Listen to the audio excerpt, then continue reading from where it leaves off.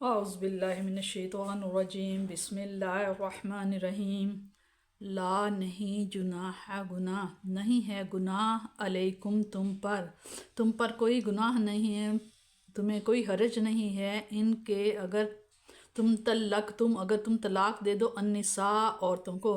کوئی حرج نہیں تم پر اگر تم طلاق دے دو ان عورتوں کو، ما جو لم نہیں جسے نہیں تمسہن جن کو تم نے چھوا بھی نہیں، او یا تفریدو یا مقرر کیا لہن ان کے لیے فریدتن ان کا مہر، ان عورتوں کو جن کو تم نے چھوا بھی نہیں اور نہیں مقرر کیا تم نے ان کا مہر حق مہر، ومتعوہن اور ان کو کچھ مال و متاع دو، انہیں کوئی خرچہ دو، علی الموسع مقدور والے پر ہے، قدرہ اس کی قدرت کے مطابق جتنا اس کی حیثیت ہے اس کے مطابق وہ انہیں خرچہ دے، وعلی المقتر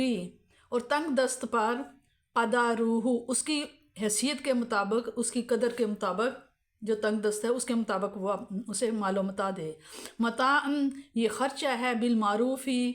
مناسب طریقے سے اچھے طریقے سے ہونا چاہیے، حقاً یہ حق ہے فرض ہے علی المحسنین نیک لوگوں پر،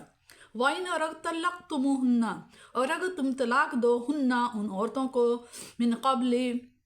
اس سے پہلے ان کے تمسہن کہ تم انہیں ہاتھ لگاؤ، اگر تم طلاق دو انہیں اس سے پہلے کہ تم انہیں ہاتھ لگاؤ، وقد اور ہے فرضتم اور مقرر کر چکے تھے تم لہن ان کے لیے فریدتن مہر، فنصف پر نصف آدھا حق مہر ما جو فرضتم جو تم نے مقرر کیا تھا اس کا آدھا اس کو دو، الا مگر ان یعفونا اور اگر معاف کر دیں، او یا یعفو الذی یا معاف کر دے الذین بیدہ وہ جس کے ہاتھ میں عقدۃ النکاح نکاح کا جس کی گرا ہے جس کے ہاتھ میں، اگر وہ معاف کر دے تو یہ زیادہ بہتر ہے، وَأَن اور اگر تعفو اگر تم معاف کر دو اقرب یہ قریب تر ہے للتقوی تقوی کے، یہ تقوی کے بہت قریب ہے، ولا اور نہ تنسوا الفضل اور نہ بلایا کرو فضل احسان بینکم اپنے درمیان، اور نہ بلایا کرو احسان کو آپس میں لین دین کے ساتھ، ان اللہ بے شک اللہ تعالیٰ بما جو تعملون جو تم عمل کرتے ہو بصیر دیکھنے والا ہے۔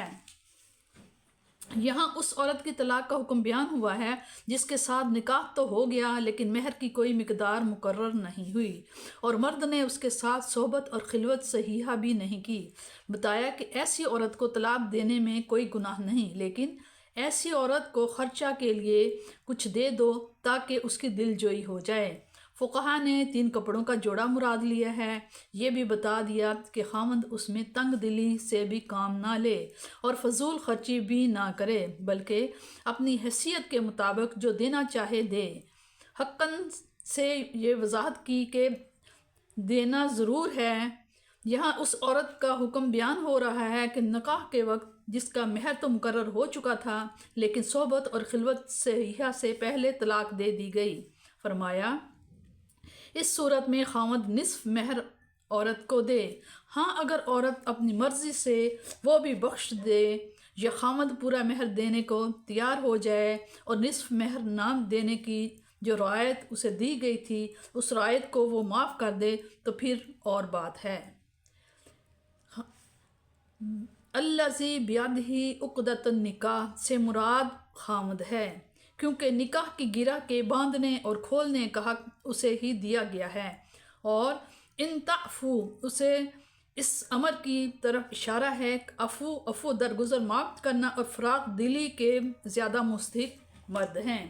اس وقت احسان و مروت کی ہدایت کی جا رہی ہے جبکہ حالات اس قدر کشیدہ ہو چکے ہیں کہ طلاق دینے کی نوبت آ چکی ہے، لیکن قرآن اپنے ماننے والوں کو تلقین کرتا ہے کہ ان بگڑے ہوئے حالات میں بھی حسن خلق کا مظاہرہ کرو، اور اگر دوسرا فریق تمہارے اس حسن سلوک اور مہربانی کا اعتراف اور قدر نہ بھی کرے تو کیا ہوا تمہارا رب تو تمہیں دیکھ رہا ہے، اگر وہ راضی ہو گیا تو پھر تمہیں اور کیا چاہیے۔